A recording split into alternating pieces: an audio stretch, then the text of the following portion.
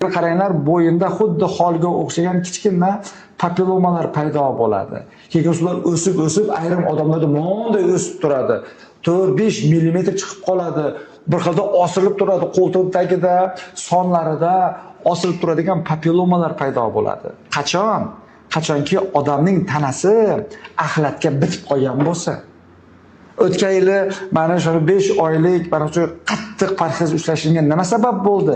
Menda ham bo'ynimda mana shunaqa papillomalar paydo bo'ldi. Bittasi peshonamda paydo bo'ldi, bittasi mana shu bo'ynimda paydo bo'ldi. Men shifokorman, buni tushunaman. Nimadan paydo bo'lishini? Keyin aytdimda o'zimga o'zim, Shavkat, qachongacha orqaga surib yuraverasan, ozishni, parhez qilishni, hamma odamlarga aytasan, o'zing nimaga qilmaysan? Uyatmasmi dedim. 2 oy deganida 1 oydan keyin sekin kichiraya boshladi. Bu zahar.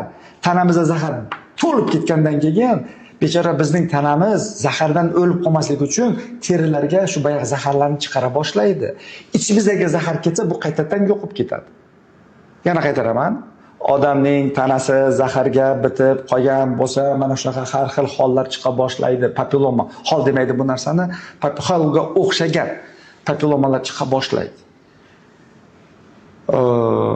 Keyin bir odamlar mana ko'zning chetida, ko'zning tepasida, bilashkalar deydi, unaqalar paydo bo'la boshlaydi. U tanadagi moddalar almashuv buzilganidan.